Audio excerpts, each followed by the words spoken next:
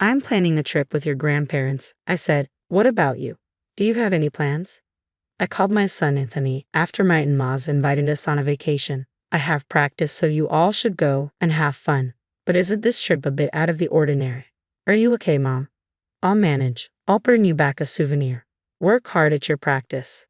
Ensign, under my influence, has always been into marathon running. He even got into college on a running scholarship. He studies at a nearby university but stays in the dorms to save commuting time, coming home only during long holidays. I knew he couldn't join the trip, but I thought I should at least ask him. His response was exactly what I anticipated. My name is Flora, a 46-year-old working woman. My husband, Steve, is 4 years older and was once my boss.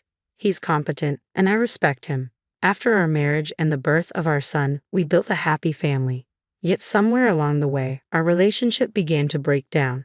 The root cause: my husband's parents, especially his mother, who had a problem with me from the moment we married and has been bullying me ever since. Initially, Steve stood up for me, and because we lived far away from his parents, we seldom met them and managed to get by.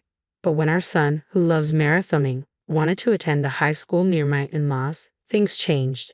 The reason he got into running was me. I used to run marathons and still do occasionally.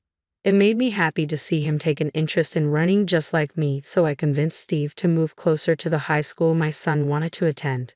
Steve applied for a transfer at work for our son's sake, and we moved. My son was recommended for his university from this high school, so I think it worked out well. Go get the rental car tomorrow morning and pick up my parents on your way back, Steve said the day before our trip. This left me confused. Huh? Why am I the one renting the car? What are you going to do? I'm tired from work, so I'll sleep until the last minute.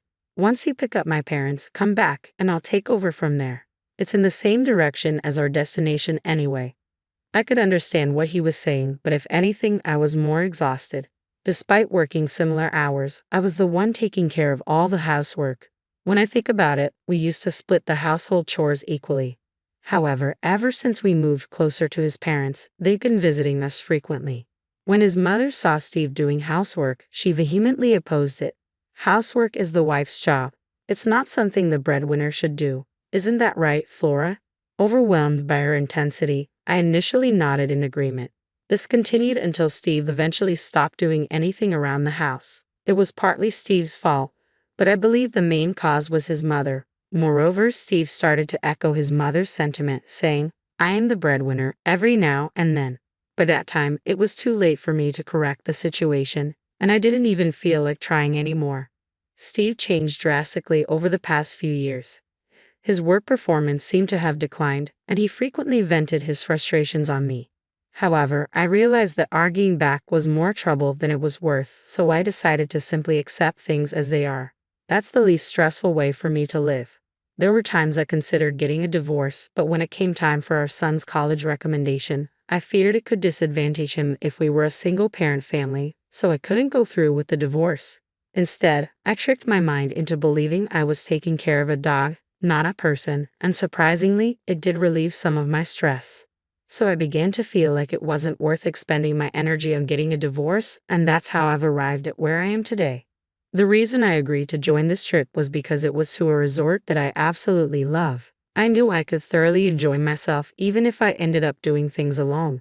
Heck, I was even ready to do things separately from my in-laws and husband.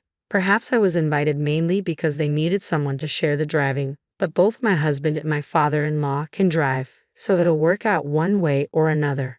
Anyway, I played along with the notion that our pampered pooch was being demanding again, went to get the rental car as my husband instructed, and headed to my in-laws' place. Flora, you're late. Is that the car for today? You should have rented a bigger one. Well, it's better than your tiny car at least. The car we usually use is the one I bought since I drive to work. I assumed I would be the primary user and I pay for it myself. We don't go out of town often, so I thought a small car would be just fine. I loved its interior design and color, so I bought it. Yet my husband would take it without asking and even let his parents ride in it. My in-laws complained about the car being small and looked down on me as if I could only afford a small car. I thought they could just use my father-in-law's car for the trip. However, he didn't like others driving his car and didn't want to drive it himself for the entire trip, so we ended up renting the car.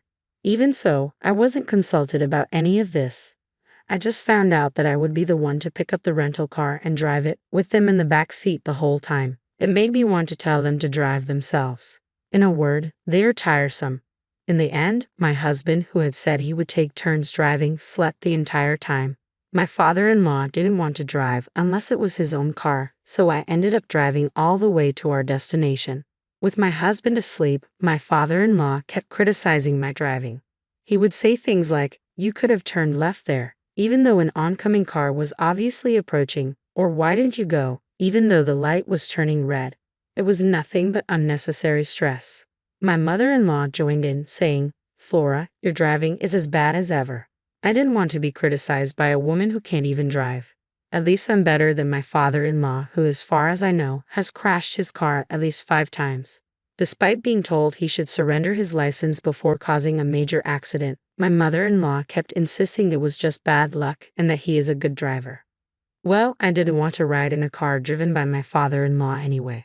I don't mind driving, but I'd appreciate it if they could stop interfering all the time. Upon reaching our destination, my husband finally woke up. Since we had been in the car all day and were tired, we followed my in-laws' wish to spend the day relaxing in the hotel, so we didn't go out. I enjoyed myself by swimming in the pool and exploring the hotel. It was a fulfilling time. After having dinner and going to the spa, I returned to find my husband already asleep. I didn't know what my in-laws were doing in the next room, but they were probably asleep too. I had a beer in the room before crawling into bed. I woke up in the fresh morning air. My husband was still asleep, and with some time until breakfast, I decided to take a morning stroll. But when I came back, the unthinkable had happened. Upon entering the room, my husband was nowhere to be found. Shocked, I scanned the room. His luggage was also missing. I stepped out and rang the doorbell to my in-laws' room next door, but there was no answer. When I went to the front desk to inquire, I was told my husband and in-laws had already finished breakfast. Though they had told me breakfast was at 8:30, it seems they actually reserved it an hour earlier, exactly when I had gone for my walk. On top of that, I was left to check out. Did that mean my mother-in-law's offer to pay for our stay was a lie? With no other option, I paid for both rooms and left the hotel. Of course, there was no car. As I was pondering what to do next, my cell phone rang. It was my mother-in-law. "Where are you now?" When I asked that, my mother-in-law started laughing. "We're having quality time as a family since we're on vacation." "Oh, is that so? Well then, why didn't you just come as 3 from the start instead of leaving me behind?" "Well, you wanted to come here, didn't you, Flora? That's why we brought you along." I remembered mentioning how I wanted to visit this resort a while back, while watching TV with my husband. Is that what he remembered? Usually it would be nice if he remembered what I casually said, but this time it was used just to annoy me. Moreover, I was the one who did most of the driving to get here. Why do I have to hear that I was brought here by my mother-in-law, who never drove nor paid? I was past the point of anger and could only sigh. "All right then, we'll go sightseeing as a family and head home first. You do some sightseeing too, Flora, and come back. We don't know how you'll get back, but you're good at marathons, aren't you? Just run back," my mother-in-law mocked. At her laughter, my anger exploded. "Is Steve driving? Put me on speakerphone so he can hear me." When I said that, it seemed my mother-in-law switched over, and I could hear my husband's voice. "Good morning. You wanted to come here, didn't you? Take it easy today, but remember there's laundry from the trip to be done. Make sure you wash it by tomorrow morning."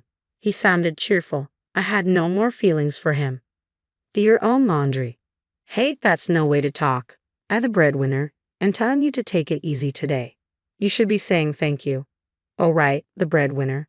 But don't worry, this is the last time we'll see each other. Well, all you've really seen of me is me sleeping."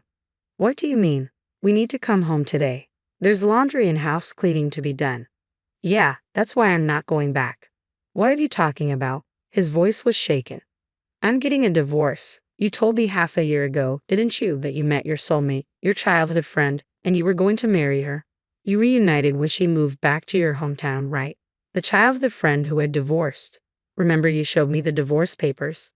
"About 6 months ago, I confronted my husband because something felt off, and he came clean. He had met his childhood friend and decided she was his soulmate. He wanted to divorce me and remarry her, She had a middle school-aged child and was struggling as a single mother, and he wanted to support her. So he asked me for a divorce. Truthfully, I had lost my feelings for my husband, but I wasn't quite ready to say, "Okay, let's get a divorce." He gave me the pre-filled divorce papers, but I didn't agree to divorce. We didn't speak for a few days after that, but when I stopped doing the household chores, he was in a bind. A few days later, he said, "Forget about what I said before." Well, I couldn't just forget it, and I started gathering evidence of his infidelity. Could it be that Steve planned this trick to get on my good side? I mused. The conversation happened about 3 months ago. It was right after you quit your job, I said. Surprised voices from my in-laws on the other end of the speakerphone echoed. This must have been the first time they heard about their son quitting his job. When you said you were quitting your job, I told you it would be hard to get a new job, and I disagreed with your reason, right? I recalled you said that you were an excellent worker and would find a new job right away, but you only found a part-time job. I wonder when you'll find a proper job. My husband was driving and staying quiet, so I took the opportunity to spill everything. I've been coping with stress by imagining you as a dog, but then I thought I might as well get an actual dog, I declared. So I'll submit the divorce papers. Enjoy your family vacation. My in-laws were calling my name in shock, and my husband was trying to say something, but I cut the call without paying any attention. I decided to enjoy sightseeing before heading home. When I explained the situation over the phone to my son, he said, "I told you." "Well, if you're divorcing, that's fine," Anson said. His reaction was lighter than I expected, given he knew the situation. After returning from the trip, I didn't go home. I had been keeping mine Anson's belongings in a self-storage unit, ready for any situation. With only the bare necessities with me, I dragged my suitcase to a real estate agency. The sales representative, a woman of my generation and someone I'd had drinks with a few times, greeted me. Over those drinks, I'd often complained about my husband and in-laws and asked her to always keep an eye on available properties just in case. That day, I signed a contract for my own place. Feeling relieved, I decided to submit the divorce papers at City Hall. The divorce was granted without any issue. Finally, I returned the countless calls my husband had made. "Hello," I started. "The divorce papers have been accepted. We are now officially strangers." My husband's panicked voice echoed through the phone. "Are you serious about the divorce? I broke up with her. Now there's only you. You didn't like me looking at other women, right? Now I'm only looking at you, so come back without worries." But all I felt for his words was revulsion. What are you talking about? I never intended to please you in the first place. And you didn't break up with her, did you? You were dumped because you couldn't find a job and had no money, right? It turned out that my husband's mistress was a friend of the sales rep who had introduced us to her new place. Talk about a small world. She had been listening to complaints about my husband from the mistress who claimed to be his current girlfriend. Apparently, after he quit his job and started working part-time, she saw no point in being with him and broke up. But a fling is a fling. I'm definitely going to demand compensation. Compensation? I told you, we broke up. Now there's only you. I could only sigh at this point. So you're saying that now that you're single, you're thinking of having another affair? I don't care what you do, but I'm done being exploited. You didn't even notice that your stuff at home was missing because you didn't care, did you? I'm not going back, so throw away what you don't need. With that, I hung up the phone. Even after that, my ex-husband kept calling me, and even my former in-laws reached out. But of course, I'm never going back to that house. My ex-husband still hasn't found a job, can't pay the rent, and has moved back in with his parents. My ex-father-in-law is still driving dangerously and recently crashed into a neighbor's fence with my ex-mother-in-law in the car. Fortunately, no one else was injured, but they didn't have property insurance and had to borrow money to cover the repair cost. All of this was written in emails that my ex-husband kept sending me on his own. I find his misfortune slightly amusing. I don't reply, but I haven't blocked his emails either, just quietly enjoying the show. Since I moved to a pet-friendly property, I started keeping a small dog and realized that I enjoy taking care of a dog more than taking care of people.